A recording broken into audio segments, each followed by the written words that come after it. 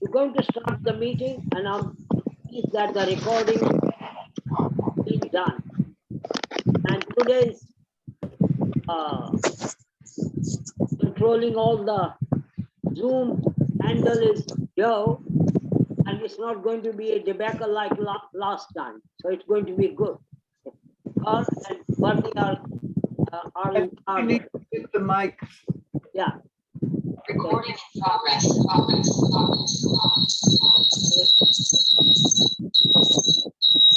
Can you all hear me?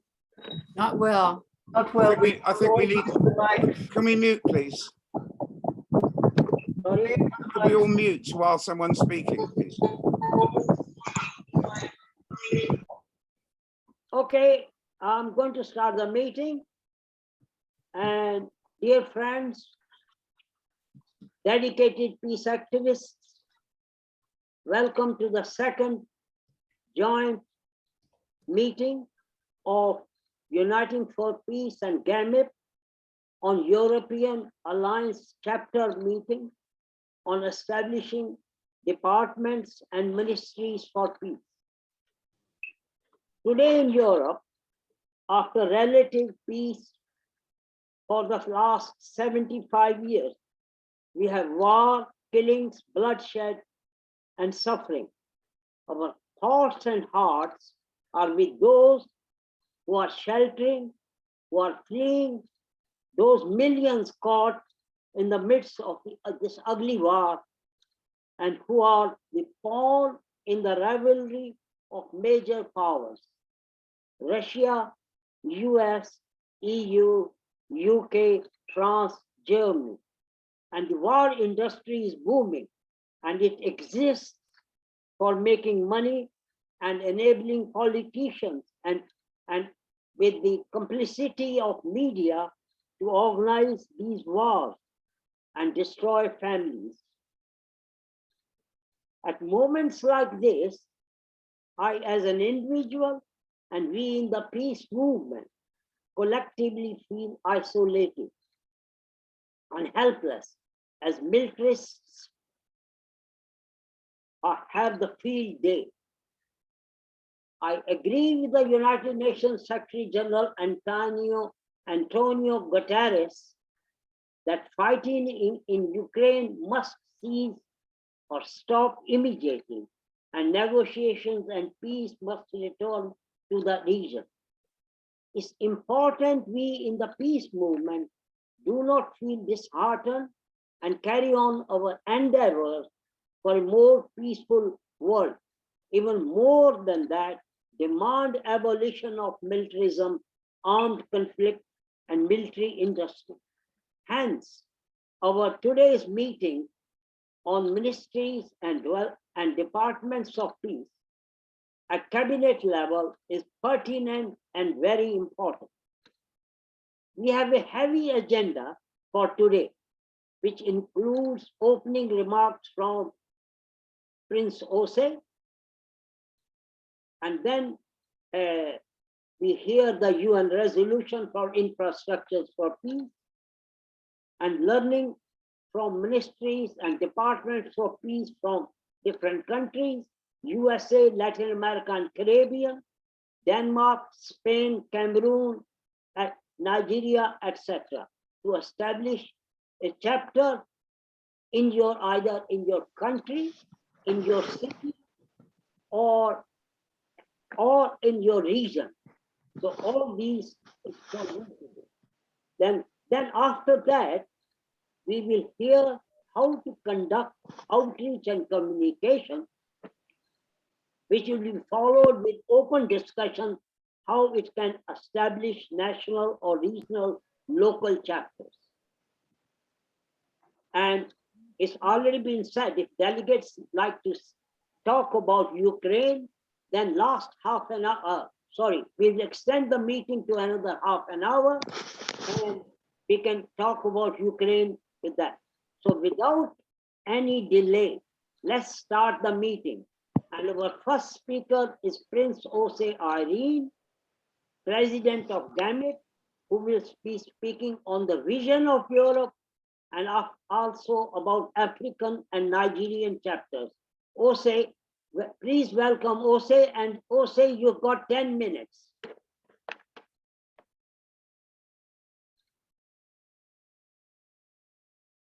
Can you unmute yourself?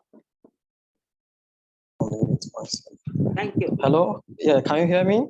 Yes, we can hear you. Okay, greetings to everyone. Here in Nigeria, it's still afternoon, so I want to say good afternoon. And I know somewhere up there in the North America, it's morning. Good morning. I'm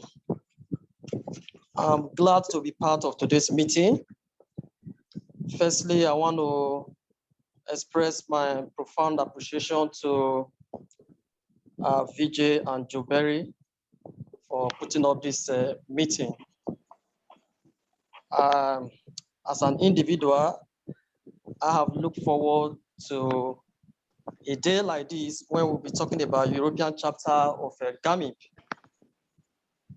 Over the years, we have only had 2 chapters of GAMIP, that is the African chapter and the Asia Pacific chapter at the starting of GAMIP.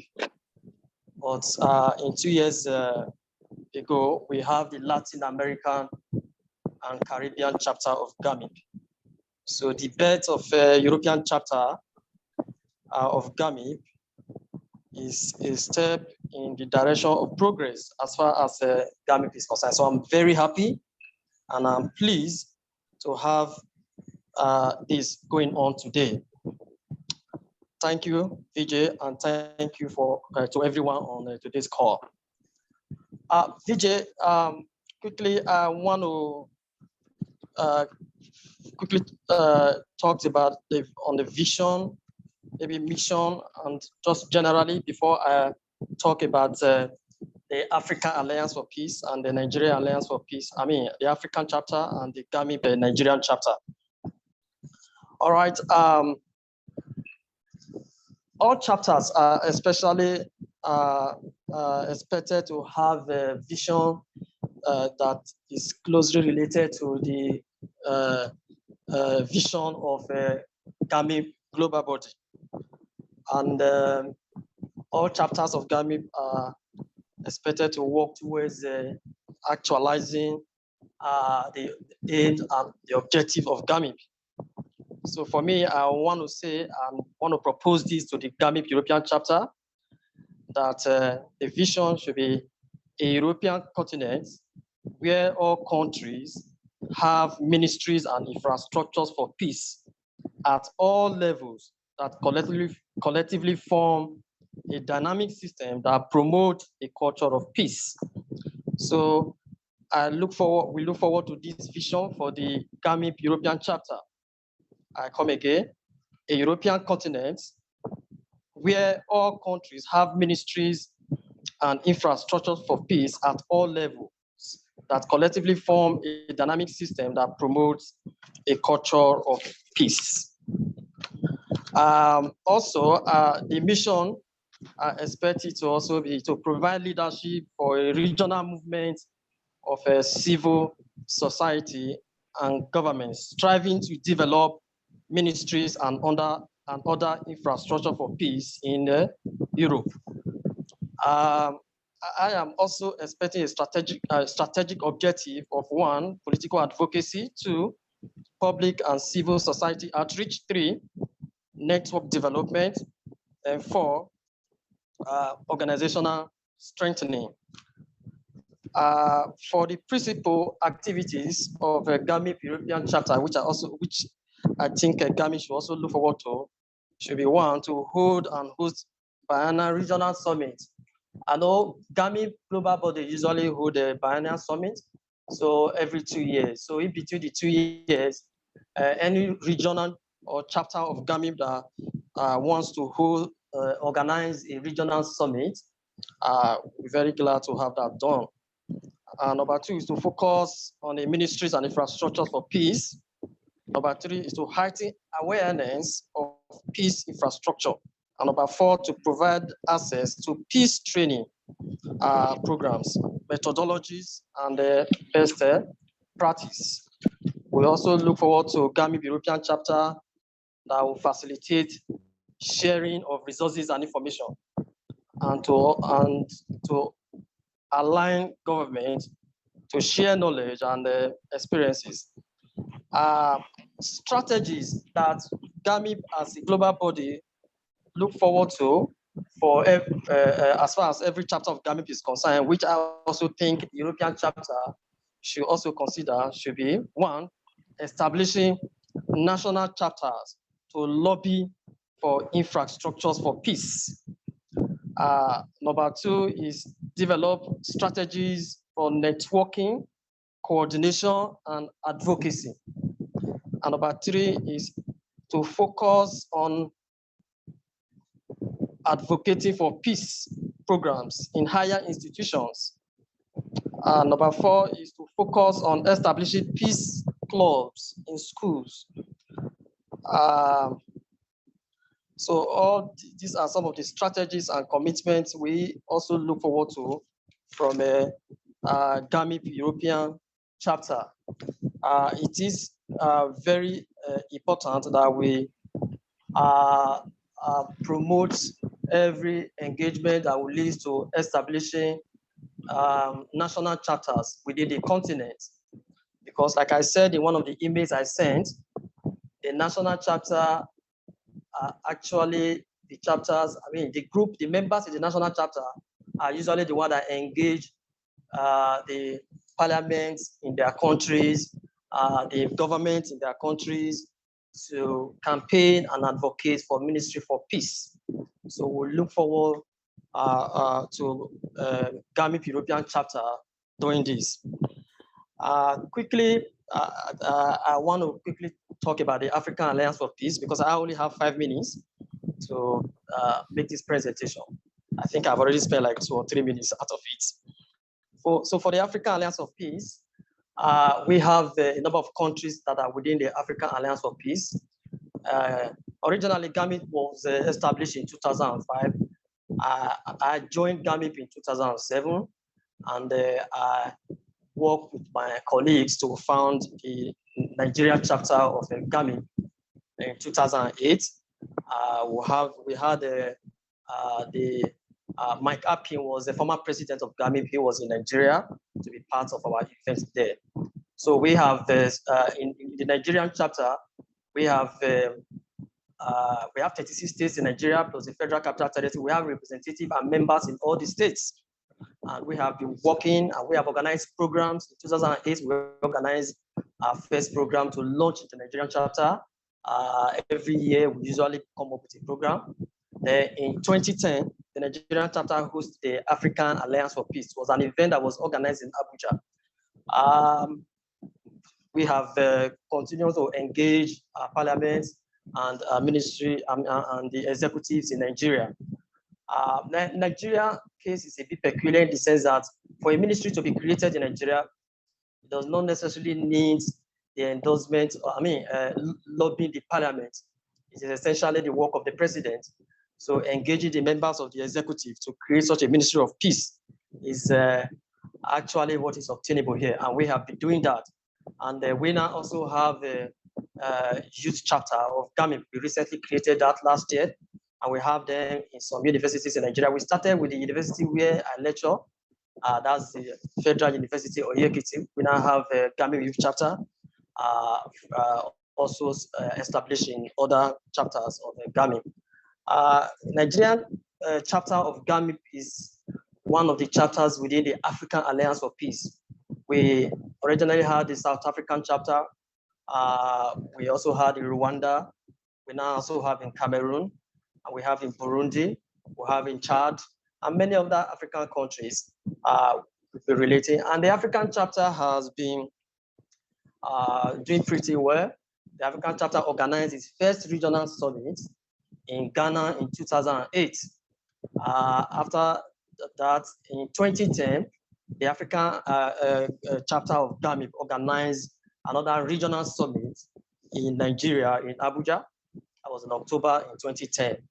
in 2014, a summit was also organized in Rwanda by the African chapter of GAMIP. So we've been trying to work collectively together. Essentially, like I said in one of the emails I sent, the major purpose of a summit is to help to support a campaign in the host country. I mean, campaign for ministry for peace, ministry and infrastructure for peace. So events like that are meant to actually support and create deeper or bigger awareness of the idea of ministries for peace. And we normally will have local chapters, members in the local chapters working with the summit planning team of GAMIP to ensure the success of such a peace summit. So in order to help deepen the whole campaign for ministry for peace in that country. So from the Africa region, we have had 3 summits, and we were supposed to have another one last year in Chad, but that didn't come up, partly because of the COVID-19 crisis and all of that. So we are looking forward to organizing the 4th African GAMIP African Chapter Summit next year. So it will probably in Cameroon or other countries. So we'll be working collectively together as members of GAMIP in Africa. We have had some of our members who have left GAMIP. We also have new members who have joined GAMIP. So we are now also organizing events. Just recently, October last year, we also have the outreach committee of GAMIP organizing a training program for the youth chapter of the Nigerian chapter of GAMIP. And the certificate of participation was issued to those who participated. So we also have another meeting was held sometimes around January, where we have Paul Millet and Georgina Evelyn and Henry Kazu, and participating in it. So we are looking forward to another one in March and another coming up in April. So we've been working, and we look forward to GAMIP African chapter collaborating and working with GAMIP European chapter and that of the Latin American chapter to ensure success in the global campaign for ministry for peace. Thank you, Vijay, and thank you all for listening. Thank you.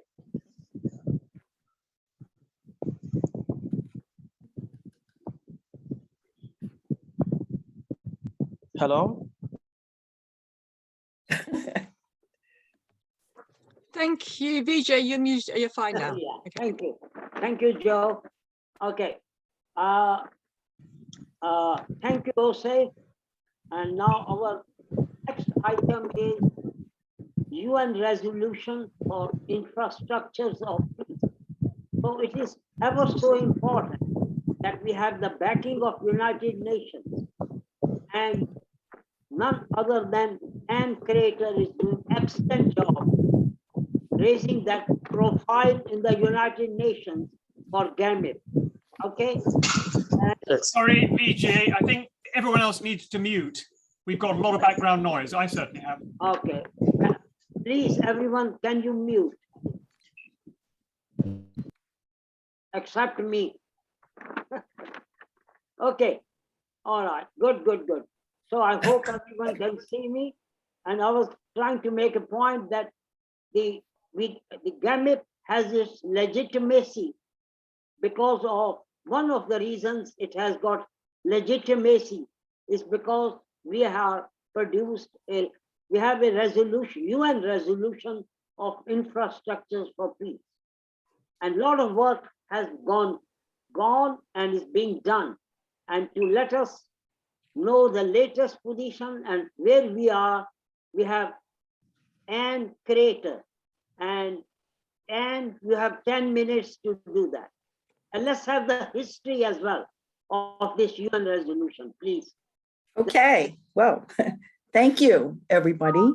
I'm pleased to be talking about this today of all days. I know we're not to talk about the Ukraine situation right now. But I have to say, just to open up, that it's never been more important now for us to be working on what we're doing to create departments and ministries of peace.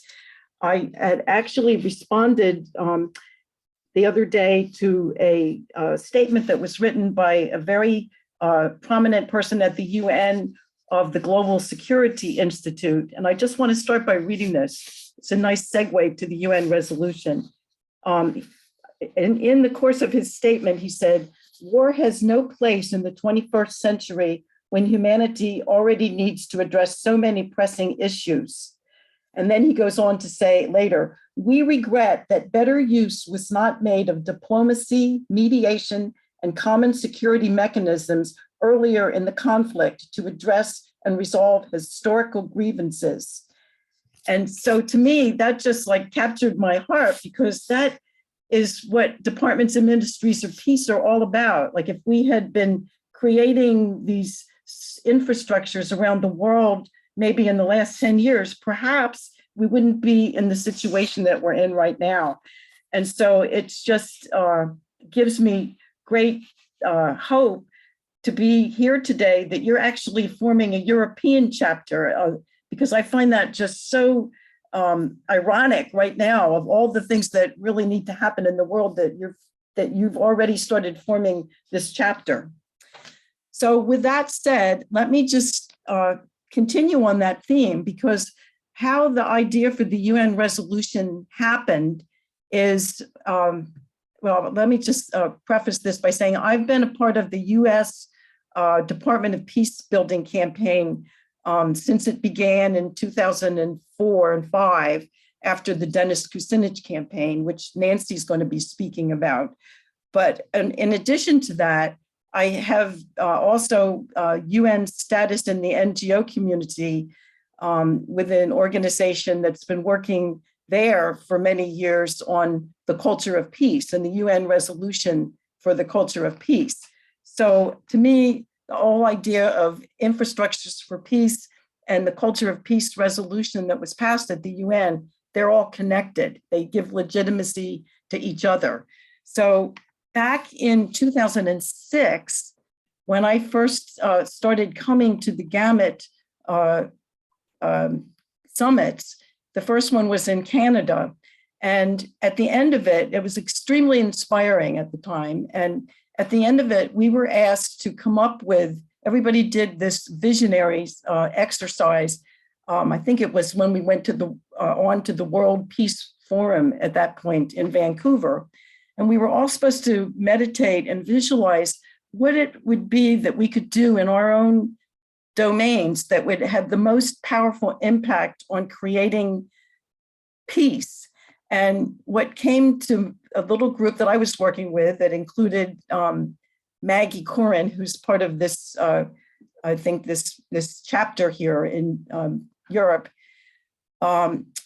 We decided that and it was kind of like a crazy idea. I mean, it came out of nowhere, that because of the connection that we both had to the UN, we thought that the best thing would be to have a UN resolution passed by the General Assembly encouraging all states, or actually urging all states, to create departments and ministries of peace. So with that, we started this thought form that has continued. And at each of the additional summits that I've attended with GAMIP, which included, it was Japan and Costa Rica and Geneva, I brought up the whole, I kept the idea alive at the different summits. And during that same time, I was working back at the UN in New York with mentoring from Ambassador Andro Chowdhury on this whole issue of like, well, how do you really actually, pass a resolution in the UN General Assembly? So back in the early days in 2007 and 8 and 10, our little group, kept on putting together this resolution based on information that feedback we were getting from Ambassador Chowdhury. And then I would take it to the GAMIP summits and people would approve it. small groups of people, but it didn't really get traction until our Geneva summit, when it just, people were like just really on fire about what a good idea this was. And we also were working then with an organization called Peace Now that was seeking to get 1 billion signatures for peace for departments and ministries of peace around the world. So we had all these different connections. And ironically, we found out really through our connection with the organization World Beyond War that Vijay in his book somehow had located this draft resolution that we had been working on. And it was like such an exciting serendipity thing. So anyway, I only have a few minutes left, but I wanted to just read you some of we've had different iterations of the resolution, and where we are right now with it is that this organization called For Peace had been working with the Costa Rica ambassador on a draft that's very much more expanded than the version that we came up with. And that's what we've all been working on now. And it basically, I only have a couple minutes left, but you really should read the whole resolution. And I believe that it's on the GAMIP website, but it calls for establishing ministries and departments of peace to develop nationally owned and inclusive frameworks and strategies for sustaining peace, conflict prevention, peace building, peaceful conflict resolution, and to strengthen cultural and social competencies and capacities for peace and nonviolent conflict transformation, including the creation of global architecture for the culture of peace. I mean, that's basically what it's all about. And where we are now with it is that we're going to be having a meeting on March 21st, our GAMIT UN committee meeting, where we're going to be developing our strategy for this year on how to move it forward. Because last year we were working on, we realized that outreach is critical, that the people at the UN, the ambassadors, really don't know very much about departments and ministries of peace. And so we can't really expect them to jump on board to support it without knowing more about it. So we believe that that's our task for this year. And Evelyn has been working with us on developing strategies as to how we're going to move it forward.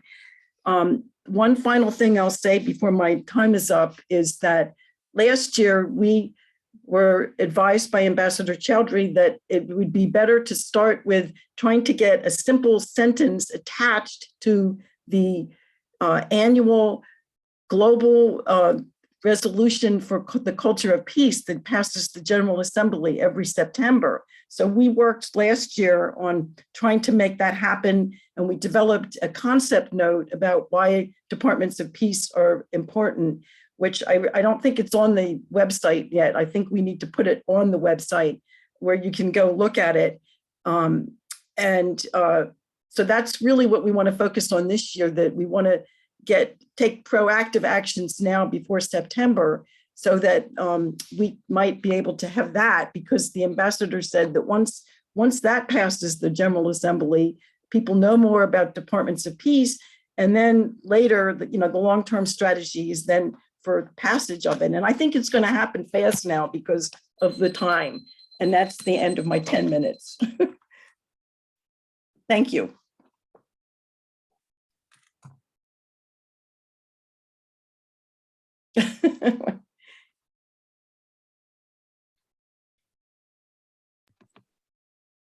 Thank you, Anne. Vijay, you need to unmute. You have. Great. Okay.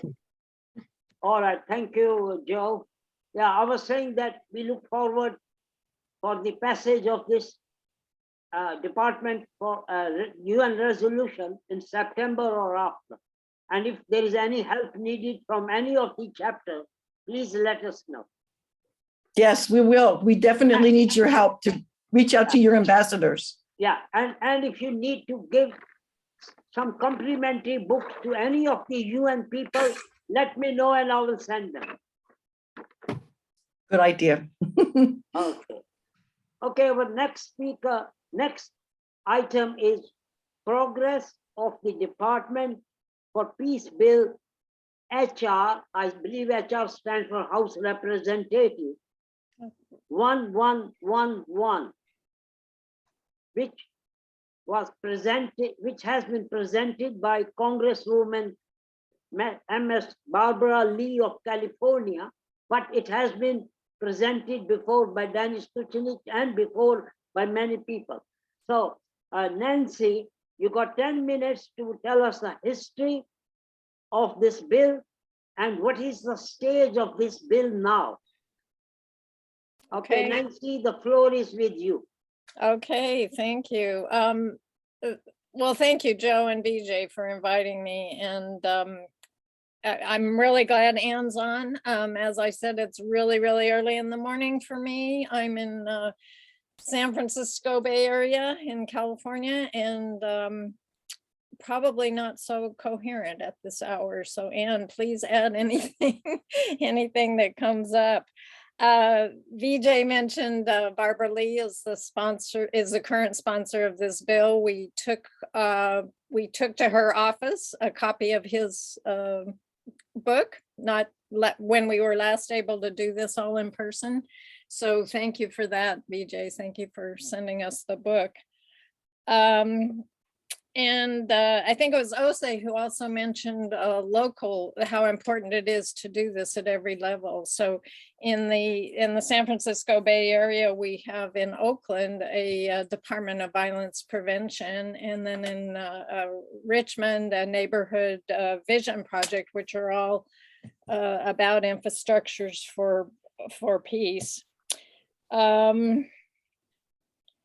Let's see, the idea of this, the idea of oneness and interconnection are what underlie what we call the modern era bills for Department of Peace in the US. It was in 2001, as people have mentioned, that Dennis Kucinich introduced a bill calling for a cabinet level Department of Peace building. And the idea of an Office of Peace or a Department of Peace has been kicked around in the US since our inception, really, since the 1790s or earlier. And there were many bills introduced in Congress throughout the years, especially around the wars. So right after World War I, right after World War II, and during our crazy involvement in the Vietnam War. So all of these bills dealt with peace as an international issue.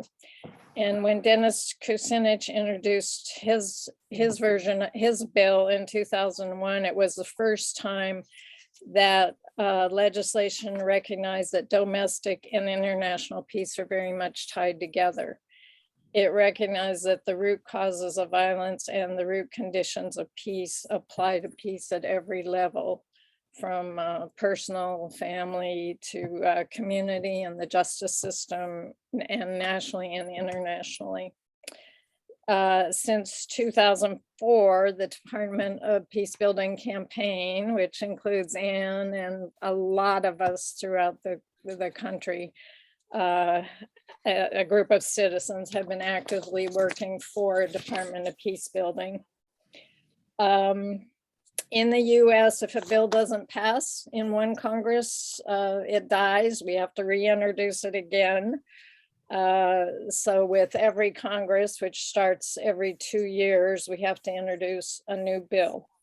Dennis Kucinich introduced bills in 2001 through 2011. And then when it became apparent he wouldn't be returning to Congress in 2013, we asked Barbara Lee if she would sponsor the bill. She was a logical choice because she helped Dennis Kucinich write the bill in 2001, and she's a super brave and progressive lady. So she has introduced the bill every year since 2013. So each time it's introduced, it's updated, and different ideas have been added along through the years. And our group has played a major role in this, in the language that's now in the bill. So especially during Barbara Lee's time, we've made major changes that she's accepted and incorporated into the bill. And I got to say, your book, VJ, influenced some of the ideas that we put in there in recent bills. So there's a lot of cross-pollination with this group, and that's really, really important. So over the years, it's been called the Department of Peace or Department of Peace and Nonviolence. In 2013, when Barbara Lee took the bill on, we named it the Department of Peace Building, which indicates or incorporates the idea that peace is an active and ongoing process. So the current bill has evolved to include language about the interconnection, intersectionality of peace, justice, equality, and planetary survival. Its main focus, of course, is to prevent violence.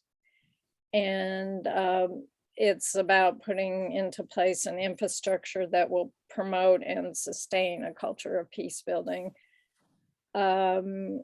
Because peace cuts across so many areas, it calls, within the bill, it calls for 7 offices, including peace education, domestic peace building, international peace building, technology for peace, an office of arms control and disarmament, peace building information and research, and an office of human rights and economic rights.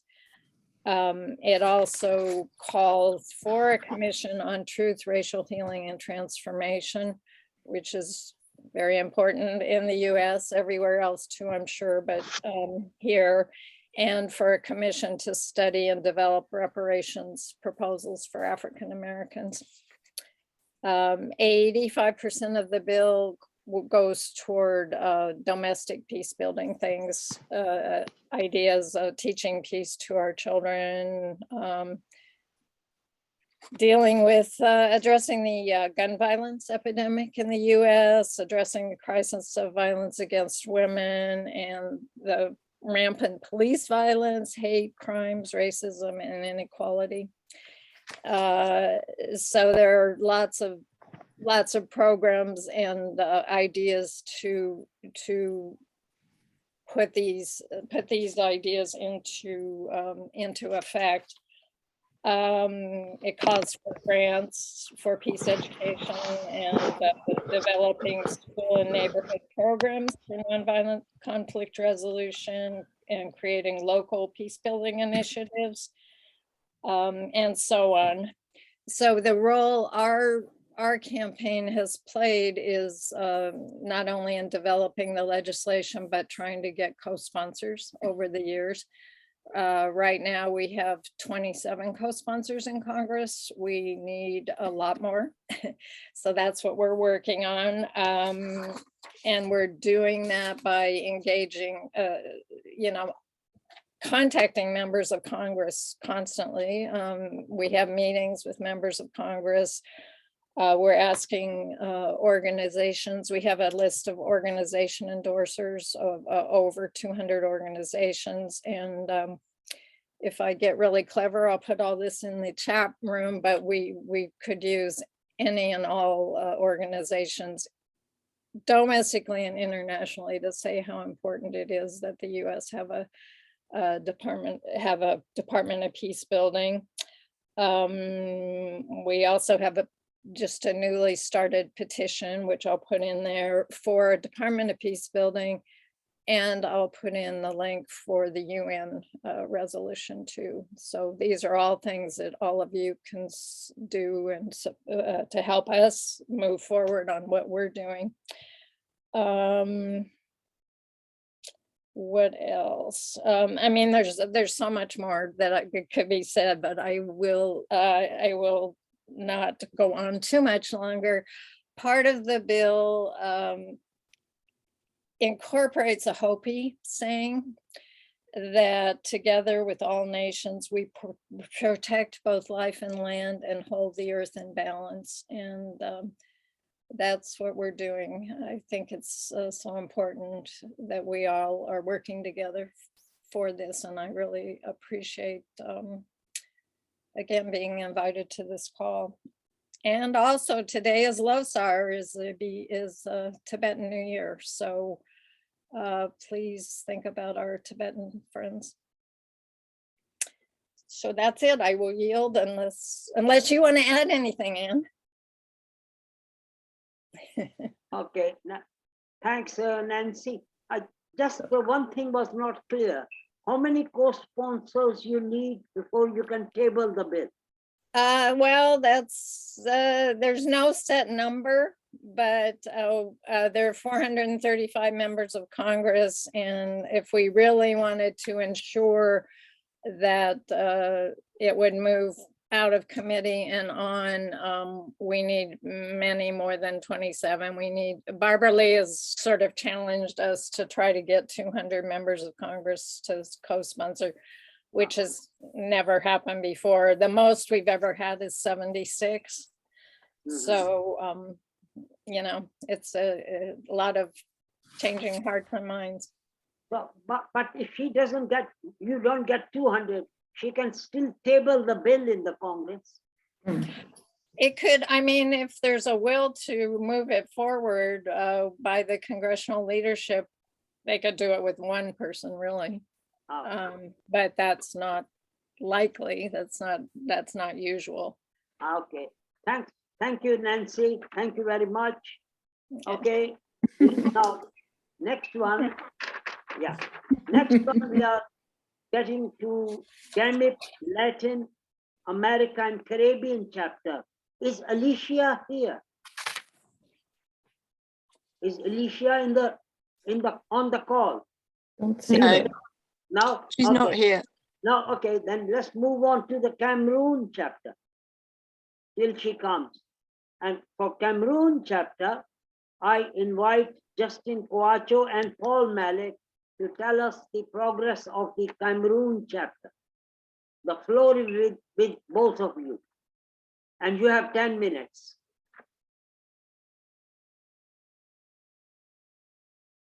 Justin, is he muted, Justin?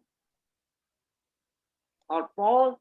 Yeah, Justine, if you would like to support, start, I can support you. Hello, everyone. You seem to be muted.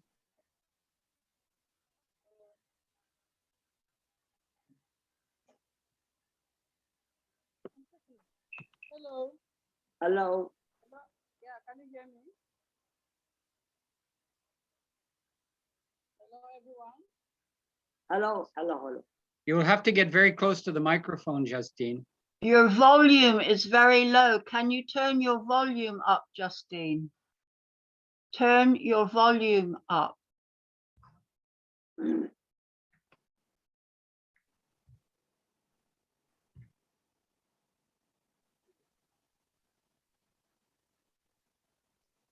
can you hear me now? Can you turn your volume up? Hello. Hello. Yeah, we can hear you now. That's very good. Hello, can you hear me? Yes, we can. Yeah.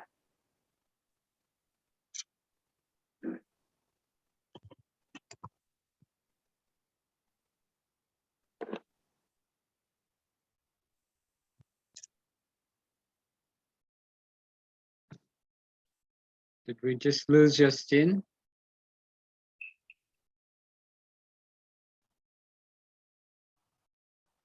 Justine, can you hear us? We can't see you. I could make some brief remarks. Yeah, if we can't Paul, get you her. start. Okay, Yeah. you can make a start. Yeah. Yes, the Justine Peace variety of peace organizations in Cameroon have approached GAMIP for a chapter, and we've started creating a chapter. The first thing we did was we created a working group with the GAMIP resources in order to in order to provide the necessary resources and training that they would like. The initial training, well, following the working group, we created an action plan, which started to do the training. So they looked at youth orientation training, so they had that basic training, but then they decided to pick an issue out of a list of about 5 or 6 that they're doing, and the issue was regarding intergenerational connections. So we designed a fairly extensive workshop on that, which is going to explore some of the best practices in intergenerational connections. And we held that with the basic leadership in the Cameroon working group, with the idea that we're going to create a slide package and a trainer's package and a very, very simplified version that can be deployed down to the community level. So that's pretty well where we are in between designing the initial workshop and getting the necessary training materials so that they can do community dialogue and various programs that they have. Thank you, Paul. Justin, would you like to add something to it? Yeah, can you hear me now? Yes. Yes, we can hear you. Okay. So thankful to you all and to Paul for supporting us, the Cameroon chapter. Like Paul has said, we benefited from that training, and we look forward to using the material that he has developed, the PowerPoint on pathways for peace, as well as other documentation that he flyers, you know, that have to do with the with peace building work on the ground. So we continue to talk about GAMIP at our different meetings where we attend on talking about peace, and especially including women in peace building processes. So we last week we had a meeting with the women of Cameroon, a national planning meeting for the Women's Convention for Peace, in which I am a member and leading the psychosocial task force. So while there, I was able to talk about GAMIP and the plan we are having in establishing the Cameroon chapter. It's all exciting to know. However, it's gaining ground slowly because people want to understand the concept and the mission, and to be able to then, you know, bring their efforts together for us to launch the Cameroon chapter.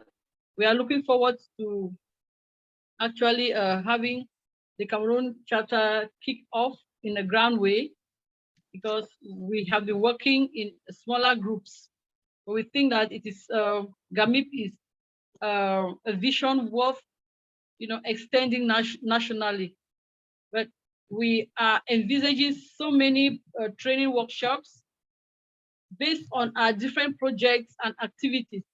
But we intend to mainstream resources of GAMIP in the different trainings that we'll be having.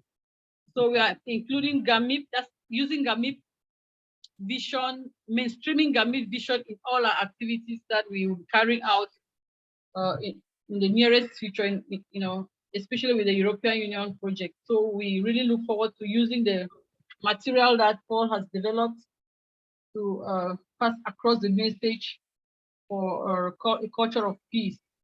And with regard to having the Cameroon chapter, we are still working, and you know, when the time will come when we have to, when we would have agreed on when to launch it, we'll let you know.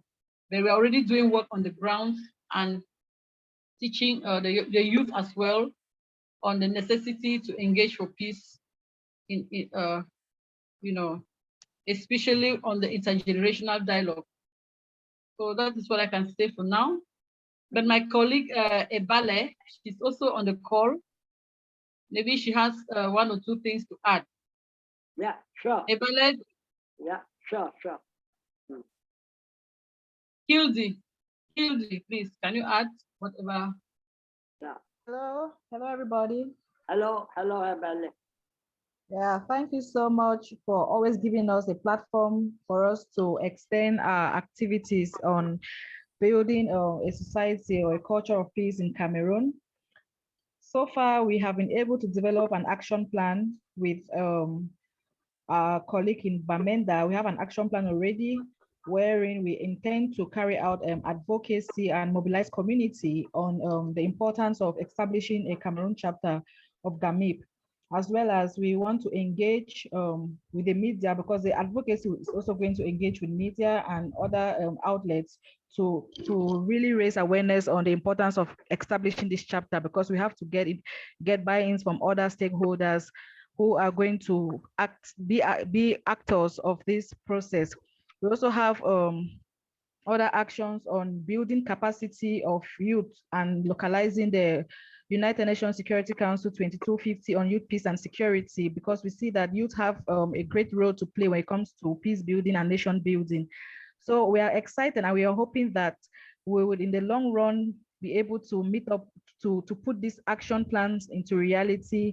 But first of all, we are really hoping that we would launch effectively this chapter in Cameroon so that we'll commence with our actions and contribute our own quota in nation building. Thank you so much. Okay, thank you, Ballet.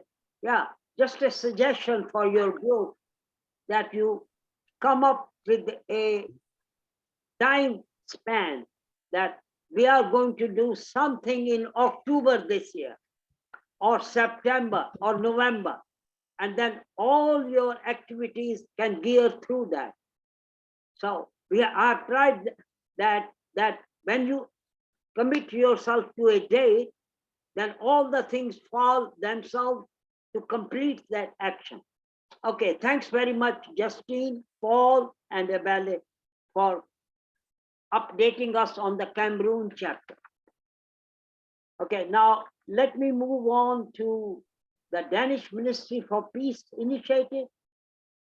We have got Has here and Berger, and they are going to tell us about the history of Danish Ministry for Peace, how they started, how they got involved, and what is the present situation. Has and Berger, the floor is here for you. The floor is yours. Thank you, everyone. My name is Hasse. It's a Swedish name. So, thank you for giving me the floor for 5 minutes, and I hope that Pia will then continue after me. We are, as I said at the last meeting, the Peace Ministry of Denmark, which is a network of round about 25 peace organizations that are working towards the goal to have a state-run peace ministry in Denmark. But as you know, in my country, I am surrounded by conflict resolution, peace illiterates in most of the parties. So it's not been that easy to put it on the political agenda. We are therefore doing, for the last 10 years, we have been doing activities that can advance the cause. Mostly we are lobbying, we as a Danish chapter of you, we think of ourselves as a shadow cabinet and are pursuing things that can be done in Denmark. As you know, we have been warfaring country for the last 30 years. And just now, the Danish government has launched a new security policy, which is, I might say, worse than the one that was before. And these days, the Danish government has agreed on an agreement with United States of America to put American troops, bases, and equipment in Denmark in peacetime. So we have a lot of things to do in the daily business. We have had last year 2 online meetings within ourselves to find what do we think about a state-run peace ministry these days, portfolio, placement in government, but we didn't get to sign to write any bills. We are not able to do that. But we had a great meeting with our Nordic friends, Ulla Krötzer, which is with us today, and people from Sweden, and also, and they are very inspiring. We in Denmark have been had come up with the idea to have a Nordic Peace Council created that can maybe in time be a Nordic chapter working on these issues in the Nordic countries. We are ICANN partners, persuading the Danish government to sign and ratify the UN Treaty on Prohibition on Nuclear Weapons. And there we are very inspired by the European meetings in ICANN. So I'm looking forward to have all of you wonderful friends in the European community to talk to. I don't think that I will say much more than that. We have, the reason why we are here today is that we inherited the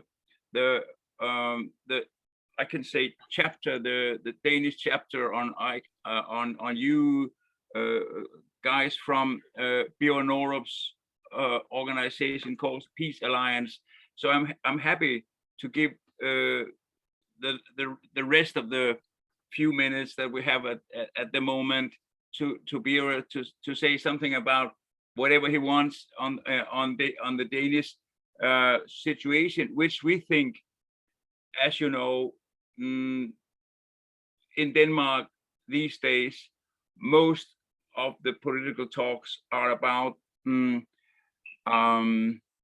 warfaring, and I think that there will be some momentum for peace movement in Denmark, even though we at the moment are not that strong. I would take that cue. I would take that cue, Hasse, very, very much indeed, and thank you to you. The cue from that is that I'm following the Ukrainian war, as maybe you in US are following so close, but right now here in Denmark, all the news is about that, and the momentum is two ways. It's a two-way, edge. There's a lot of, as Hasse is saying, there's a lot of rearming, a lot of upscaling of weapon and upscaling of money to defense systems, but also there is what you call a little momentum about what next, what after this Putin war, what will we do after this? And I think GAMIP has a momentum about that. The people in the world now are ready to talk about Ministry of Peace after this, because the scale in this putting this war now is much bigger than none of us have thought about. The scale have been much more serious. So there's two ways. You can go either one way or the other. And as I know that we had in Geneva, we had Dalai Lama to re-endorse us, and he have been out again to say that war is like last century way to deal with things. And I think really we have a momentum to talk about peace ministry, or at least about, if we are very decent about what can a peace ministry do, how can we just get about 10% of the what you call money and from all the defense ministry, just put over there to use conflict resolutions. So I think this Ukraine issue have really a momentum of doing this. And I would like to thank about all the both Nancy and Greta about the UN resolution, all the work that you have been doing. And I think all the work that we have been doing the last 10 or 15 years with GAMIP have now the possibility of making some fruits of it, and now really to take it on to the next level. And that's what I've been reaching out to the Peace Institute in Ålandsøerne between Sweden and Finland. And maybe Ulla next time will talk about more what's been going on in Finland, because some of the Scandinavian country, they are so close to the Russian border, so they need to do something after this war with Putin. And I think a lot of our politicians are very clever not to talk about the Russian war, but to talk about the Putin war, because it's a very little group of people in Russia who in fact established this one. You know, it's, I think we are about less than 50 people, you know, that really are doing this. The Russian people are not doing this. So one way or the other, I think that GAMIP have a momentum to be more serious about that. And I think that was about my 5 minutes. But also, I would say to you, Hazel, that we have this politician meeting once a year, and now it's coming up again after Corona on this island in Denmark, where you meet with all the politicians. We call it a folk meeting, and you're also having in Sweden that everybody's meeting. Everybody who has anything to say politically are meeting on an island for 3 or 4 days.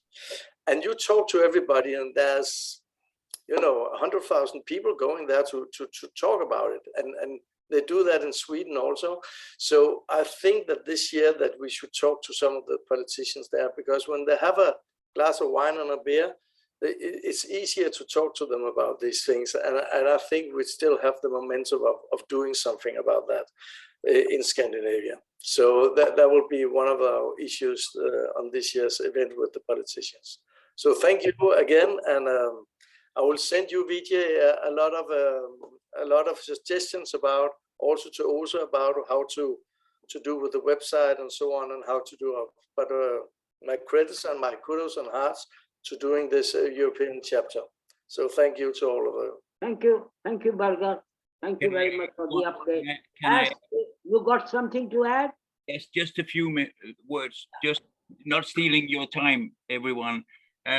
Yes, we are doing also this year a lot of activities in the Folkemøde on Bornholm, which I am very pleased to announce, where I was born very long time ago. Thank you very much for listening to the Danish participants. Thank you very much. Okay, thank you, both of you, and good luck with your endeavors.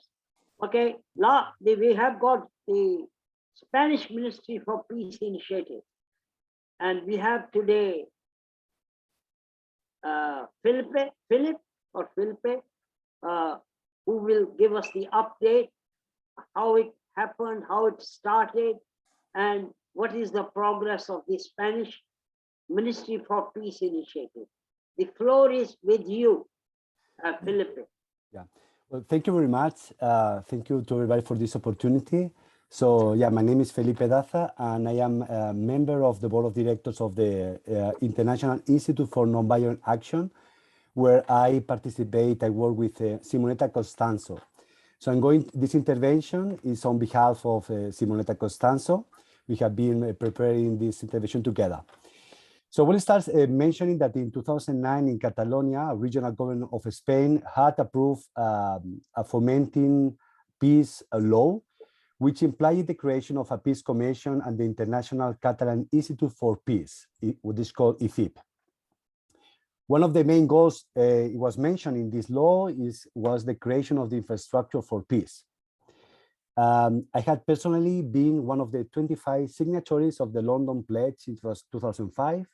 I had been active in the drawing up of the status of ICIP through the international NGO NOVA, and later on NOVAC, International Institute for Nonviolent Action.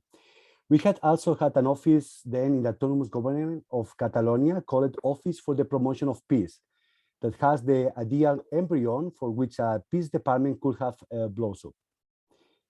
A bill to create an armed civilian peacekeeping and civilian protection was presented to the Catalan Parliament, including the organization of a Department for Peace in the Catalan government, with a strong international dimension.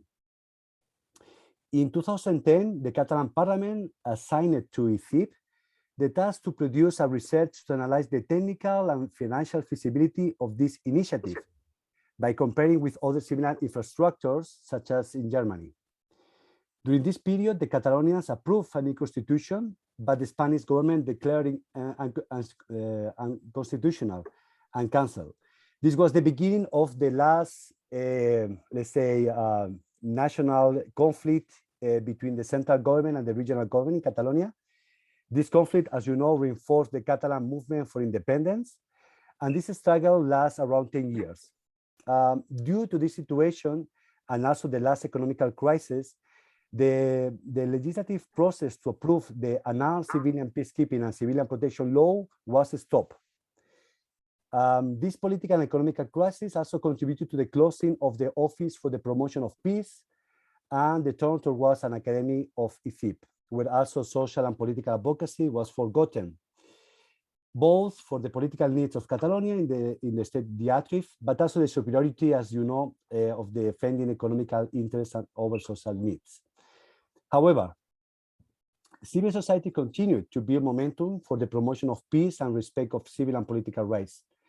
A major achievement was the creation of a new federation of civil society organizations called La Fede, which increased the advocacy capacity of social actors to advocate for alternatives for social rights and the promotion of peacemaking, peace building, and peacekeeping. During the last political turmoil in Catalonia, the FIP has engaged in dialogue and conflict transformation activities between different political parties and social actors. The recognition of the International Catalan Institute for Peace has increased.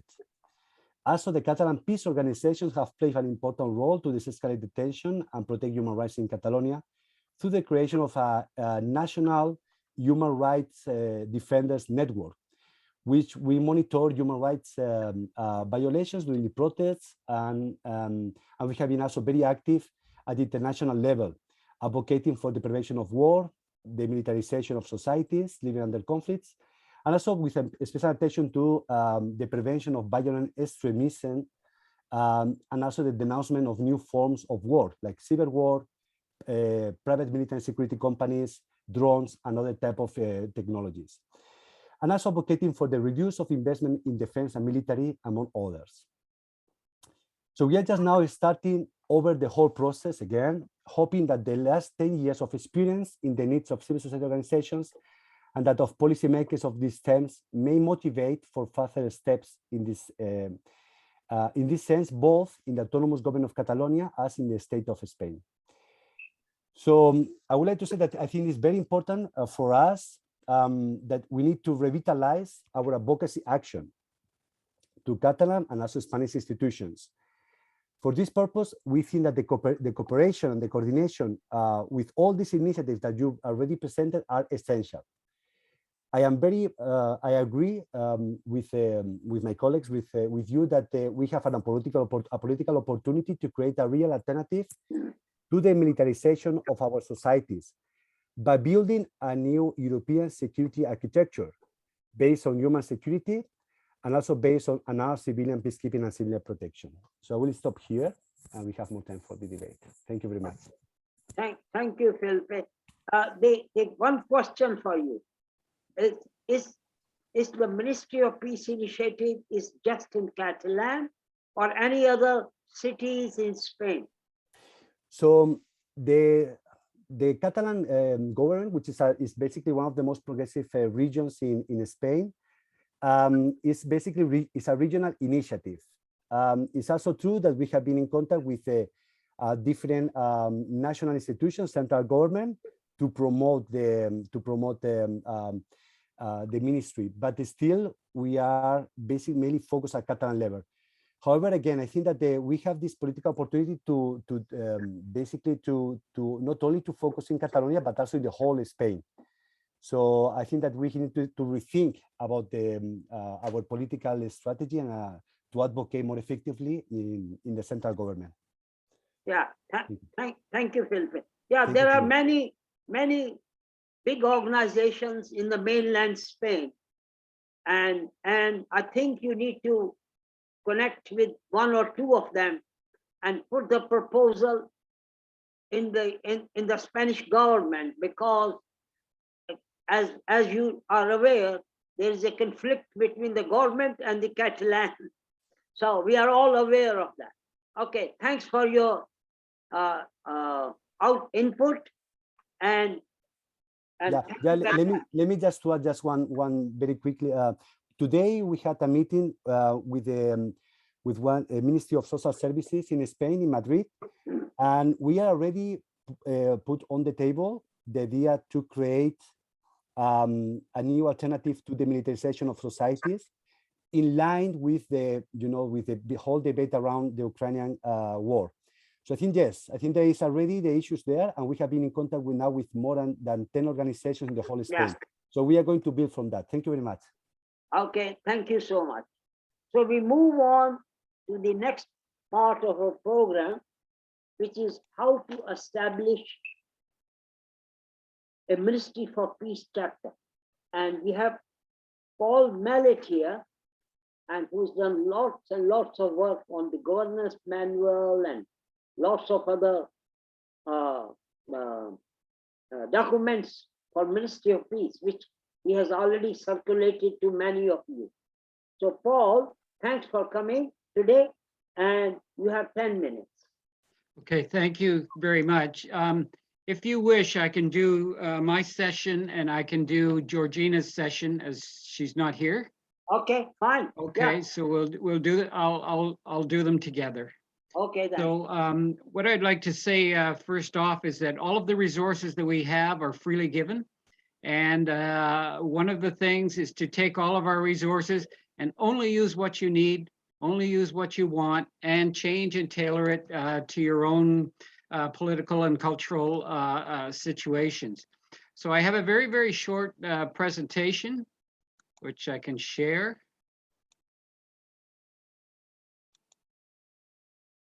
And believe me, don't worry about all these slides here. It's going to go very, very fast because a lot of what I have are on the slides there have already been said by Ose. So this is the kind of the nuts and bolts presentation about actually how to do this, more in the details side of things. Explore ways and means. And the foundation of chapters in the GAMIP organization is there can be regional alliances, or you can call it a regional chapter if you want. Then there are national chapters in which you can organize in the various countries. And then there are local chapters. In Canada, we have local chapters in each of the cities that do these things. So it's for you to decide how your infrastructure would be best served. Okay. With regards to the infrastructure or the architecture, I think we have to look at messaging very carefully because what we're going to do is try to persuade governments or organizations or communities to do things. And in that doing things, we have to have a very, very strong foundation that has a high degree of credibility. If it's coming from me as an NGO or an organization or whatever, the political levels don't necessarily have an obligation to listen to you. They certainly will, but they do have an obligation to listen to certain things. And one of the big things that they have an obligation to listen to is they are probably a signatory, as Anne has said, to this UN resolution with regards to a culture of peace. So if you can build your campaign around that strong foundation, you have some credibility and you have some support that is larger than your country, actually extends all the way to the United Nations.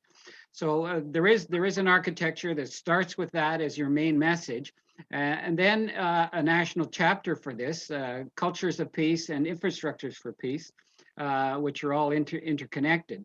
Then we have government resolutions for ministries or departments of peace that you can put in, and we have the wording for that, or other national infrastructures for peace. We have models with regards and words regarding legislation, establishing the mandate for either a high-level ministry or a peace center or institution or whatever you have. We have examples about national action plans, either for peace or for cultures of peace. And then the ministries of peace, all the delivery activity. What does a ministries of peace do in terms of advising governments, running programs, services, education, advising governments, for example, in terms of national issues, whether it's extremism or it's Ukraine, for example.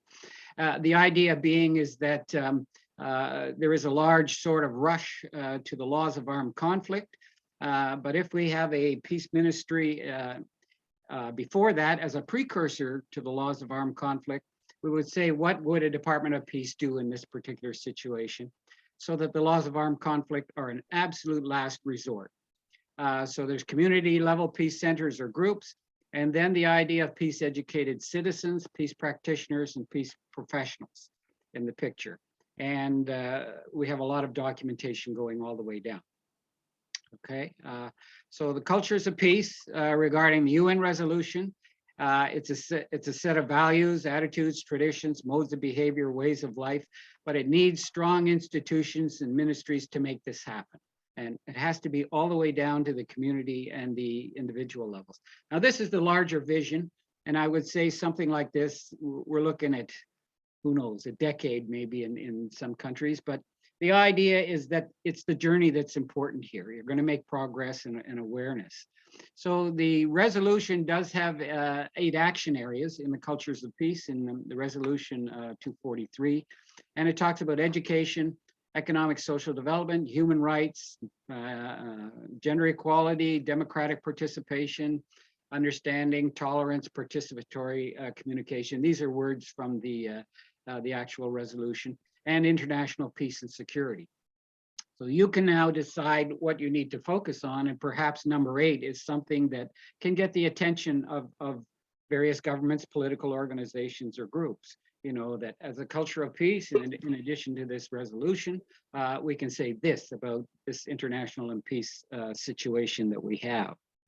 So the approach, as I said, the foundational needs are needs and justification are the cultures of peace, infrastructures for peace, which are relatively general, more pervasive, ministries of peace, and then we have peace architectures to implement all of this. And certainly at the global level, which is the work that Anna is doing, national level, the work that you're doing, and then down to the community level where we're working with Cameroon, for example, and then right down with the individual level where we do orientation courses with regards to peace practices that everybody should have, you know, in order to make all of this work. So the peace architectures, what can a government do about creating institutions for peace? What can peace professionals do? What can practitioners do? And what can citizens do? So there is a whole of community effort here, and it's not all left up to people like yourselves here at this meeting. You have to generate capacity downwards and upwards. So just to talk about a peace architecture for a minute, this is an example peace architecture. This is what could happen at the citizen level. So there's the peace within notion. I have to have peace within before I have peace between. And the peace within, the basic skills about people in terms of intention and purpose and meaning and well-being and resiliency and facing traumas, just basic practices. The peace between, that they understand things like nonviolent communications and values, decision-making, facing wrongdoing, nonviolent social activism, social responsibility, basic conflict resolution, and then all the issues they have: extremism, racism, gender equality, war and conflict. So that's at the level of the individual.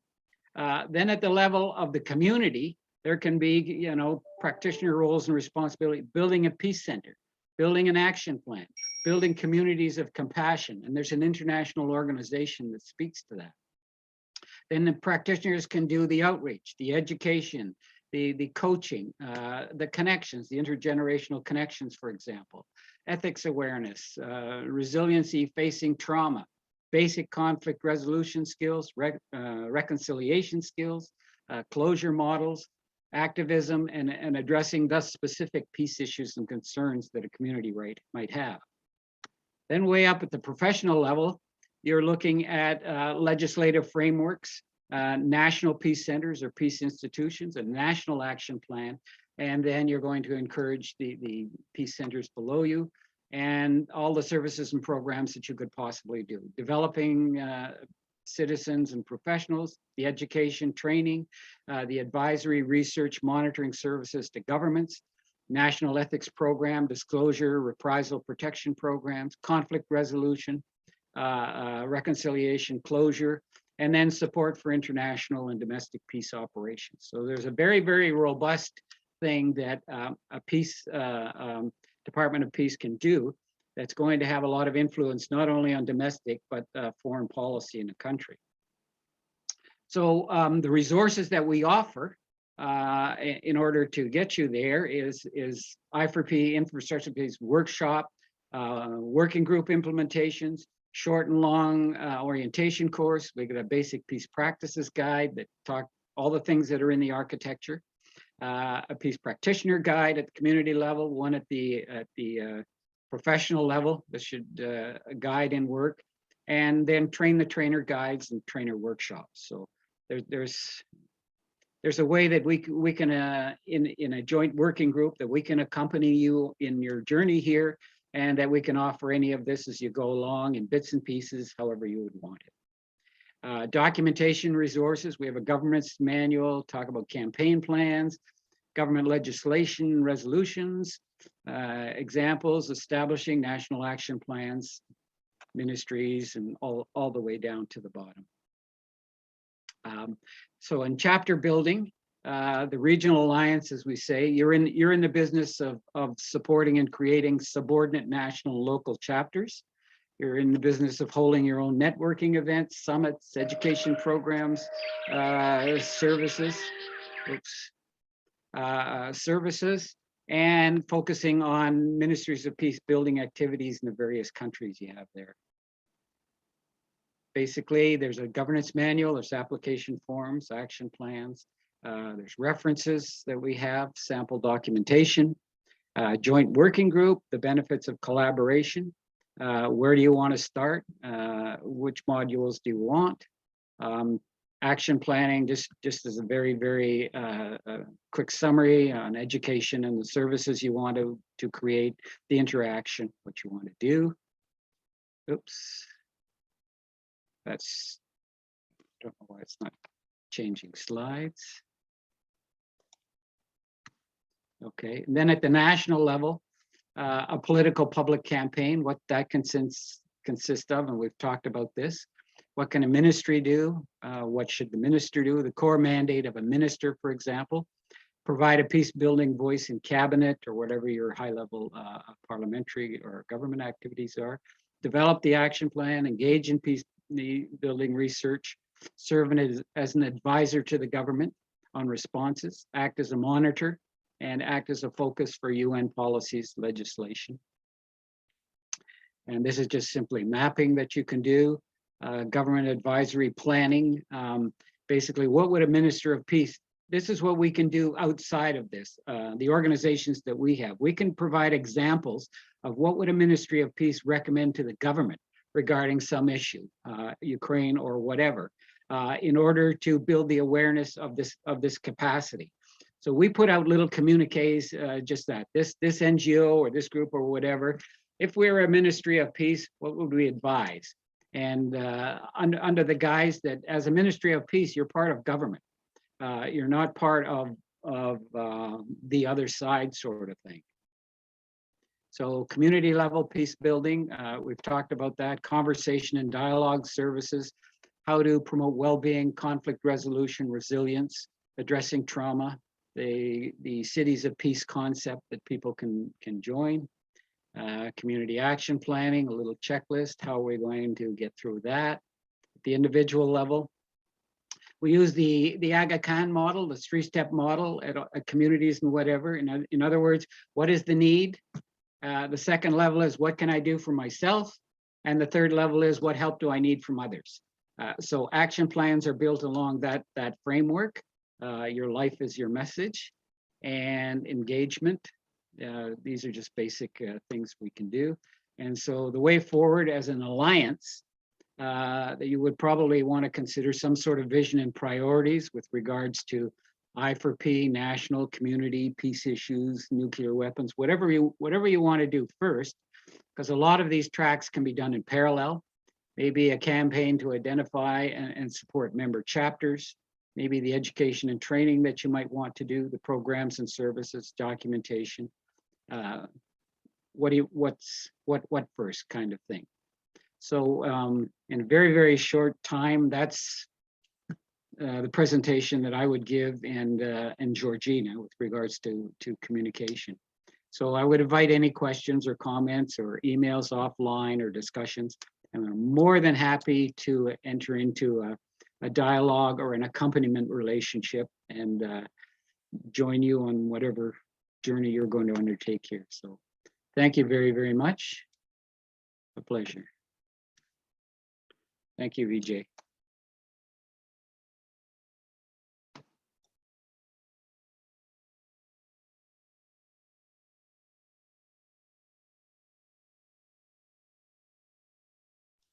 Vijay, Vijay, you have to unmute. Okay, Paul, I believe Georgina is not here, so you're going to give us the update on outreach and communication? I tried to include that in my briefing. I made some Okay, comments. you already about done it. communication. Yeah, it's all done. Okay, thank you so much, Paul. Yeah, you're welcome. Okay. Joe, would you like to take up the next one, which is? Yes, yes, very happy to, Vijay. So thank you, everyone. If you can send me your email, we haven't got it. I'm so sorry that I didn't change the settings in the messages. I've been a bit of the post person, passing messages on, but do write your emails. And I was going to put you all in breakout rooms for this, but actually we've become a smaller group. So we're losing people. So I think we'll have a general discussion. So the plan is that we create a European alliance, and you're very welcome to be part of that, whether you're in Europe or not, and that the European alliance would support the individual chapters in Europe. So the UK people are going to meet soon to look at how we can best start. But this question that'd be good to talk about, and also anything that you want to respond to, is what do you think the European alliance could do? How can it support the individual chapters? And this will be like a little brainstorming, and then you'll be invited to then the first meeting of the European Alliance, and then we'll create our vision statement. We'll have a steering group to take it on. So do you want to put your hands up if you'd like to speak? And I also want to welcome, I think we have a new person. I'm sure I'm going to get your name wrong. I'm so sorry. Delina, who I'm going to get her email and pass on to you, Paul, because she's interested in having a ministry of peace in Sri Lanka. So you're very, very welcome. So anyone would like to respond to the question, how do you see the European alliance? What could the European alliance do? And like as what's been said, if we had it now, maybe we could have responded very differently to what's happening in the Ukraine. And how can it help individual chapters? And general discussion, anyone can speak. Vijay's got his hand up. I'll let him go first. All right, thank you. Yeah, my idea is that in the United Kingdom, we got two visions. One is to meet our own legislators to introduce a bill for ministries of peace in the UK Parliament, which has been done before in 2005 by John MacDonald, Member of Parliament. So we will set up meetings with our legislators, parliamentarians, to do that again. Secondly, because we are a European alliance, we have the responsibility to establish or support in establishing ministries for peace in the 44 countries of Europe. It's a big task, but we have to start somewhere. But the good news is there are initiatives already in Spain, in Denmark, I believe in Finland and other European countries, and in UK, we have got it. And so we have got a good start.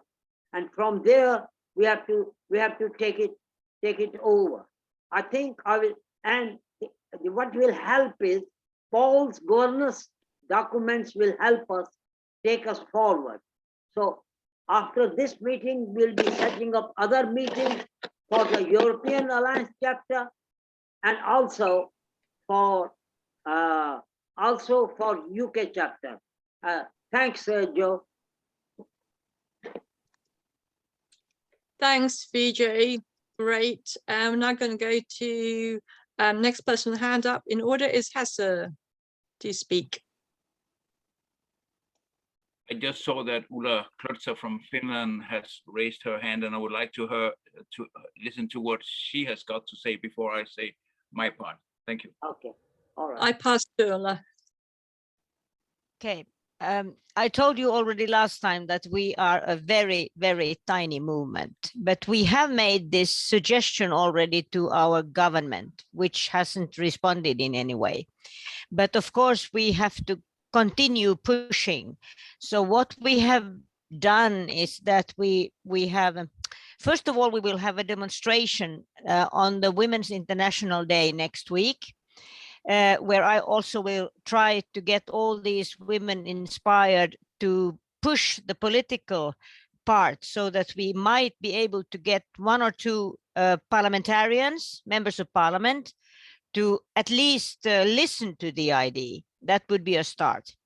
And then we have arranged in May, the 14th of May, where also Paul will be part of the event and also Hasse. And we have directed also the message to the political parties' youth organizations. So we will have some it will be a Nordic meeting, so it mostly will be in Swedish, but also English will be used. So we will also have the political youth organizations to comment our idea. Maybe they can reach out and take it and press their political parties. And what we have done, because we think that peace is also peace with nature. So we have asked, when we have these introductions of peace ministries and the need for them, we will have at least one under secretary from the environmental ministry and most likely also from the foreign ministry that will comment our ideas. So that could also be a small seed to proceed with our very, very small resources. So that is what we are trying to do. Hasse.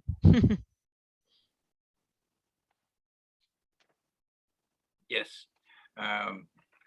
I think after this, you know why we in Denmark, even though Ulla represents a very small group, she says she has an enormous capacity of organizing things. So I would just add a thing. Paul, thank you very much for a very inspiring presentation, because as I mentioned when I had the floor earlier, in the Nordic corporations between peace and also environmental organizations, we have had this idea of creating a Nordic Peace Council, and in that, I think that the issue of peace ministries will be very important. So, Paul, when I heard your things and I looked through that, I think that it would be a great thing to the next Nordic meeting to have trying to put up an action plan within ourselves, from Sweden, from Norway, and from Finland, and from Denmark, from the Åland Islands, and whoever wants to be part of that. I know that we are now talking about a European alliance or chapter, but I think that it will be very fruitful, because we have had a couple of online meetings on the issue. But when I saw your resources, Paul, I think that would be very helpful. I can see that Ulla is nodding, so I'm home free. Thank you. Yeah, you're more than welcome.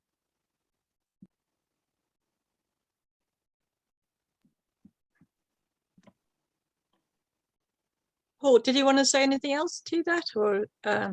I'm good. I'd be happy to support this Nordic Peace Council. That's a great initiative.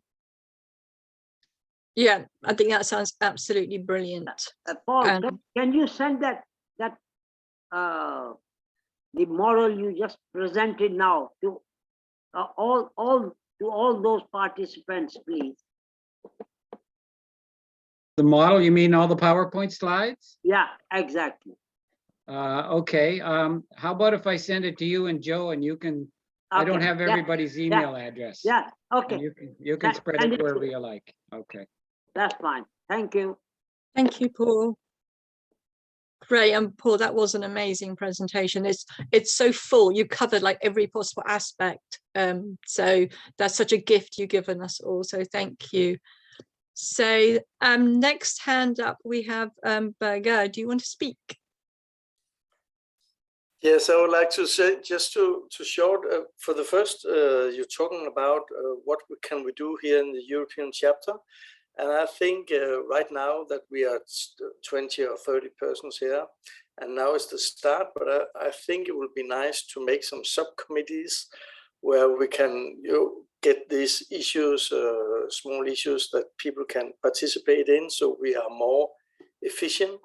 When you are less people in a little committee, to say that we're working exactly with bills, or we're working with the finance, or we're working with foundations to get money to to build up different issues, or working with the United Nations global goals, where you have number 16 with peace institutions. How can you work with that within GAMIP? So I will that is one of my suggestions to this. And also I will say that this, when you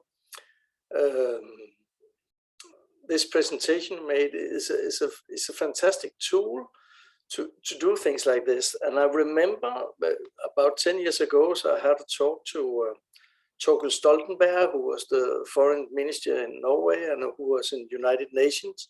And he made a very fine report to say that United Nations should have what you call a peace task force, not with the blue helmets and uniforms, but with a peace task force. And that was one of the 10 issues that he delivered after he was going from the New York headquarters in United Nations. And he had a lot of meetings, he told me, with a lot of UN people. And he said that this peace task force, who have to be educated conflict solutions people, they cannot come from China, they cannot come from the United States, they cannot come from Russia, they cannot come from a lot of, but everybody he's talked to, if this peace task force was based in the Scandinavian countries, people will allow it. Like the Scandinavian countries have a kind of a position where they can maybe do some of this thing. And I thought the idea was quite fantastic, because if you had a peace task force that you could put in before conflicts, or you can put it in conflicts without uniforms, it will be amazing. And that could be the Nordic Peace Council's, what you could call contributions about what we can do. So one way or the other, I think that a lot of ministers, and also I've been talking to the former Ministry of Foreign President in Finland, and she supported the idea also. So that's one of my thoughts about it. So yes. Thank you, and thank you for your presentation, and that was just an idea from me. Yes. If I could just add to that, you have a good example of that in the Sri Lankan situation. Thank you, Vijay, and thank you, everyone. Sorry. Yeah, I was just going to comment that in the Sri Lankan situation, when they were looking for mediation and peacemaking with the Tamils and the Sinhalese, that they wanted a country that was far away, was small, soft power, had no big power interest, and there was a list of criteria there that are extremely useful in forming these kinds of peace operations.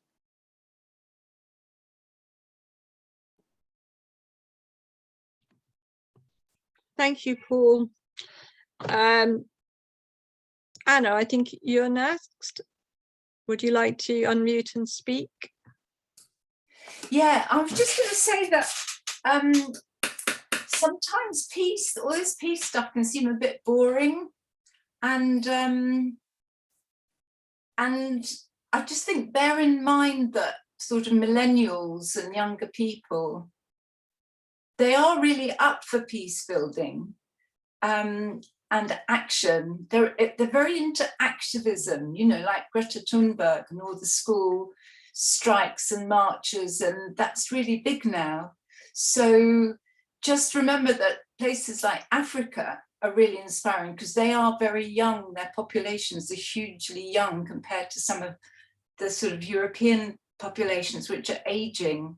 And so I've been really inspired in sort of peace building work that I've been doing by, you know, some of my colleagues in Africa have been doing work with schools. And just to say that, I just wanted to say that youth thing, you know, like, don't forget Justine, wasn't it Justine that talked about youth?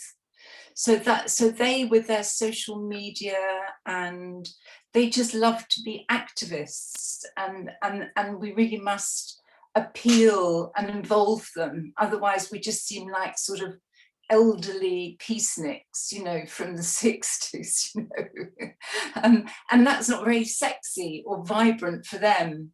And also I think we need to look at, you know, sort of killer arguments, you know, why. And I think now, I'm just going to finish, but I think now, like Volodymyr Zelensky, he's really, really captured people, hasn't he, with his taking off his suit and just wearing his sort of thing, and just really saying, because he was a stand-up comedian, wasn't he? And he just sort of says stuff, doesn't he, very directly. And I think that's really cutting through to young people. So they sort of seeing a leader that they can really identify with. And now people are seeing, you know, that something like Putin, now they've got a kind of embodiment of someone that they're not, you know, that they might, like, we don't want to have authoritarian leaders like that in the future. It's ridiculous. You know, what do people think? How can you run countries in this way? You know, so I do think our time has come, but we've got to, you know, we've just got to be a bit more youthful, which isn't so easy when you're older. So we've got to get young people, connect with young people. That's it. That's my point. Thank you.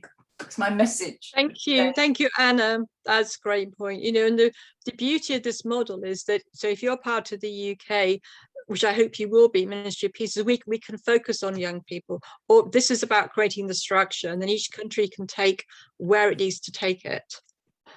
So I think that there'll be freedom in each country to develop the activities, the peace building activities, and you can be in charge of the sexy young people bit for the UK. So thank you so much for your contribution.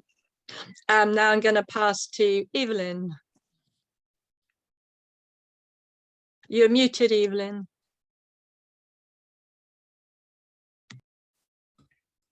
I'd only like to speak if every European member has already spoken. So, because mine is an outlying, you know, I'm not part of the European, so I don't want to take up time. But if everybody else has had their turn, I'll happily go. You're really welcome. There's enough time for everyone here, so do speak. Okay, thank you very much. I have two comments. One is a very general comment that came from a discussion with a young retired military person in the discussion on accessing Department of Defense funds. He basically said that one should not make an argument of us against the defense folks. And in accessing, I think the comment was made 10% of the. Anna calling on behalf of Kirinvi. I got your voicemail. Sorry, I have to get this. Crazy morning this morning.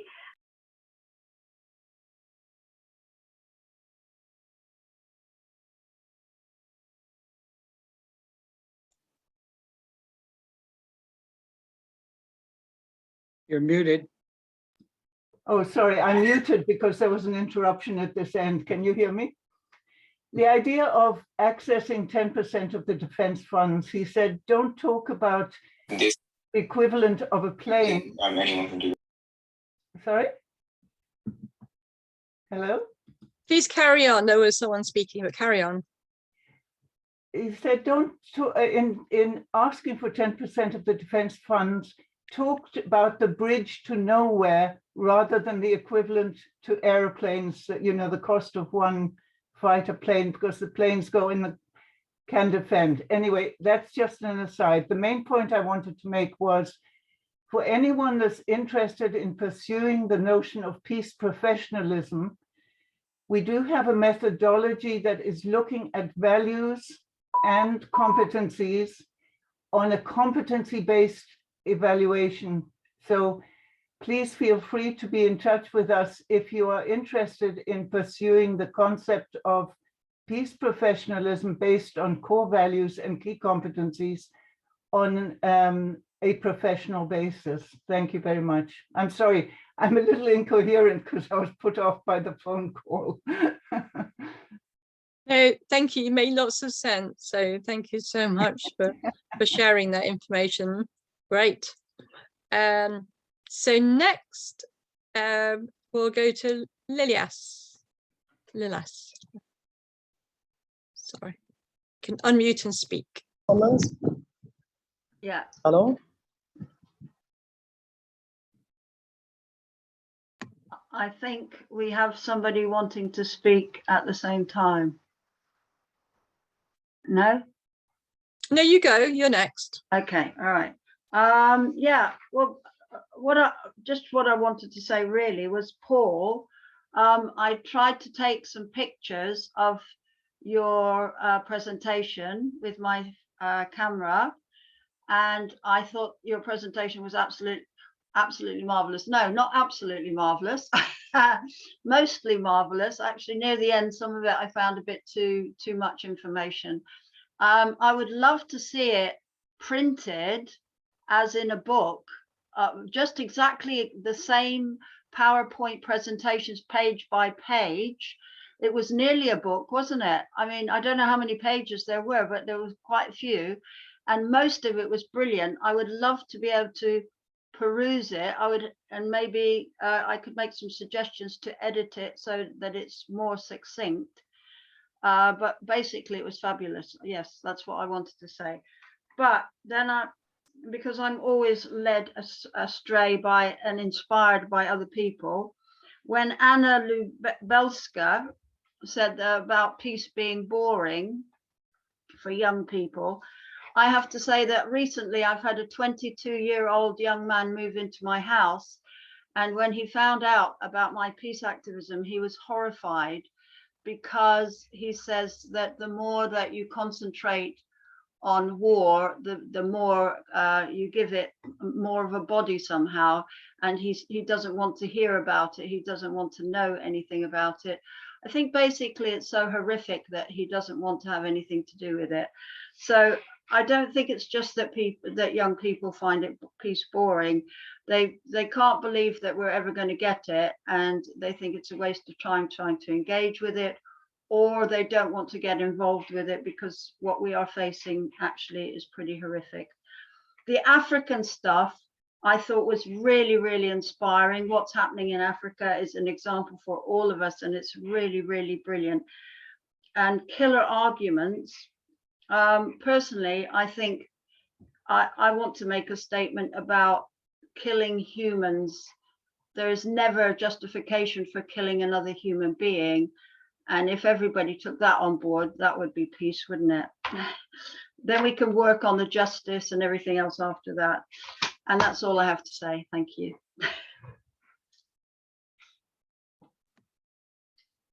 Thank you. Thank you. I think we'd all agree with that. Let's ban killing each other. So thank you so much for your contribution.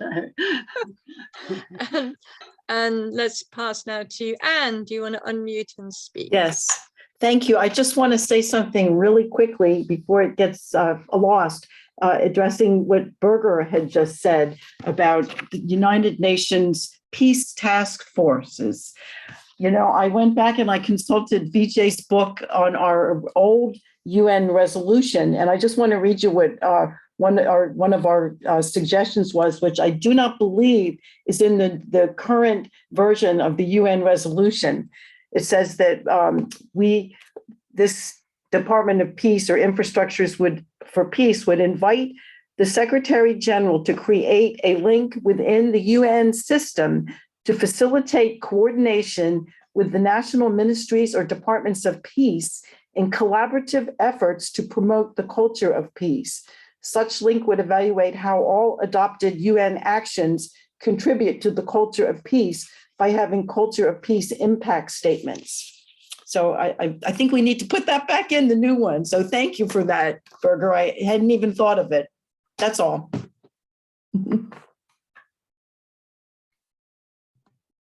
Thank you. Thank you. And one more hand up, and then we'll probably have closing remarks before the next part of the meeting. So Has, it's all for you. Thank you. I just wanted to say many thanks for having the opportunities to be with you. I started to say that in my country, we have a lot of conflict resolution, peace illiterates, I think it's called in English. So I'm very delighted. And when I took the word now, I was just say goodbye, because I have a couple of young people coming here. That's my daughters, and they're very different. And I would like you all to remember that even us old people are not alike, like Africans are not. And so just this young people thing, I think we should be very careful about having all young people put in a basket. And then the last thing, Biwa Noob, Berger, you call him. I have to learn. You must learn to. His name is Biwa, and it's very important because I have a middle name Biwa as well. So thank you for now. I'm signing off. I'm not part of the next signing off. It's been wonderful to be with you. Hope to see you soon again. Thank you. Thank you so much. That was a great contribution. And you're absolutely right. The young people are all completely different, and just as we are. And so it's important to include everyone and recognize we've all got different ways of contributing to peace. We've all got our own way. And that's to me what today's been about. Now for the next step, it would be really good to know who wants to be involved, because I think Berger mentioned it, like having a smaller group, like who's committed to taking the European alliance forward and would want to come to a meeting where we can get quite practical about the different roles, and it'd be good if we had people from as many European countries as possible, and certainly not UK top heavy, because this is about the whole of Europe. And I'm sure, I mean, I can think of some people who could come but can't right now because they're involved in important peace building activities, like my friends in Romania, and there are other countries as well. So if you'd like to email your interests, or if you want to say anything now, or put it in the chat for me, and I'm going to save it all. We seem to have some more hands up. So we are now just five minutes from the ending, and then we're going to move on to talking about Ukraine. I'd like to also to give Vijay a few last words. Hello, Berry. Yes, do speak. Yeah, do speak now. Okay, thank you. Like Vijay mentioned, we have about 44 countries in Europe. I think one of the responsibilities of the regional chapter, which is the European Alliance for Peace, is gradually build networks of friends, pick coordinators for other countries. You need to reach out to friends and in other countries like Germany and other countries in Europe, sell the idea of GAMIP to them. They're interested, we'll bring them to GAMIP. Then you have them represent GAMIP in their countries, but we have to have coordinators. in different countries, they will organize the local chapter in their country to push for national chapter of GAMIP. So extending your network is very important. Also, organizing events like what we used to do in Africa Alliance for Peace. We, like I mentioned earlier, we organize something like a regional summit, a regional conference, a regional event. And if UK is organizing, we can invite other members from other countries like France or any other members of other countries to be part of it. So when you organize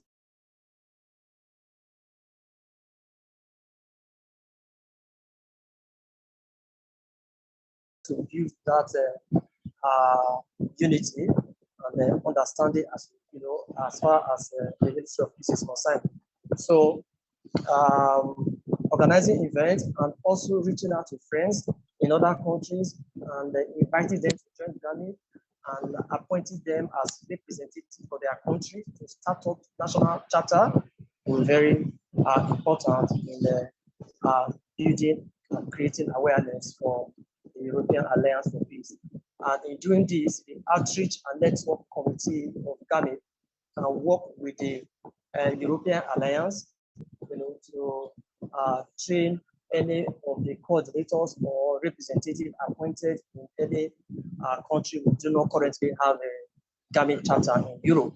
So do that gradually, then the chapter, members of the chapters in different countries will gradually spread across European countries. And okay.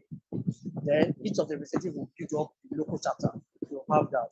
The regular organizing of meetings will also help to stay in touch so that you can continue to update yourselves of the programs and development that the chapter has. Thank you. Thank you. Thank you so much. That wasn't so easy to understand. Maybe you could send us all a message, but I think we got the gist of it. I'm just going to check whether there's anyone who has been here who would like to say a couple of words before we move on to the last summing up from VJ. I'm aware not everybody's spoken. So before VJ speaks, is there anyone else who hasn't? Ravi, do you want to speak? And then VJ, you'll get the final word, I promise. Always. Thanks for that, Joe. I mean, just to say, I mean, it's awful seeing the events taking place in the Ukraine with Russia and, you know, the response to that. And I think one thing I found is that the media analysis of it has been so one-sided. I'm still struggling to find out the reasons for the conflict. Nevertheless, Ravi, I'm sorry to interrupt you. So we're talking about Ukraine just in a few minutes. Can you just hold on to that? Yeah, we're just trying to finish the European Alliance, and then you're very, very welcome. So I'll wait for a short. Well, I'll come back in a short while then. Yeah, no, but we've got another half hour when we finish. So I just want to check everyone's who wants to talk about the European Alliance. And I think Anna would like to speak. Do you want to unmute and talk about everything you've heard? No, I made a mistake. She's not going to. Okay, so everyone who's spoken, well, it's been so inspiring and we're so much stronger together. So I'm going to pass. No one else? No, I'm going to pass to VJ for final words before we start the next section, and VJ will introduce it as well. Okay, thanks, Joe. My vision is that we should have, in the European Alliance, we should have a two-pronged strategy. One, we have an initiative to put a bill in the European Union. So, which means we at one time have got 27 countries covered. So those 27 countries at one time, if a European Union passes a bill for ministries for peace or departments for peace, so those 27 countries are bound to have departments and ministries for peace. So that's my vision going forward.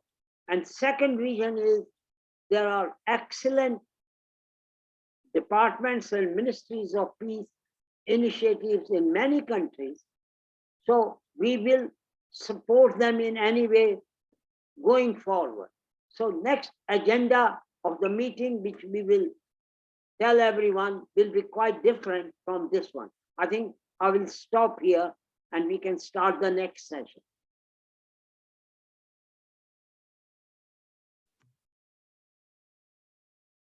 Thank you, Vijay. So I just want to say before the second meeting that the second part talking about Ukraine, it'd be really good to just, I know there's a lot of raw feelings around, that we just speak from like iMessages, like what we are experiencing, and we're not like telling people what they should think or feel.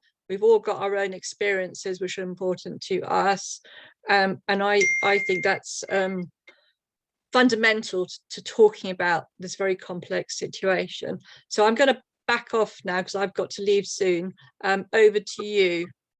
Okay. So just put your hand up. Oh, Bernie, you're going to facilitate it. Yeah, I'll take over this part of the session, Joe, if you've got to go.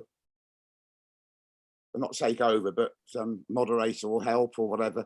I'd like to start off by thanking everyone for what the GAMIP proposals. I've taken a note of all the links that you've given, and I'm going to check them out. So make some notes on that. And of course, I'm going to send the YouTube link for this video to VJ and to Joe. So if any of you want to see the video and go through it, you know, remind yourself of what we were talking about, then you can look at the video. Can you stop recording now, Bernie? Stop recording? Yeah, because I think this is personal now. This isn't the business of what we've been talking about. Okay. All right. Well, I would like to actually. I would like to stop the GAMIP one, but I would like to record the Ukraine one if that's all right. Yes, but let's just finish the GAMIT one, and then you can. Stop.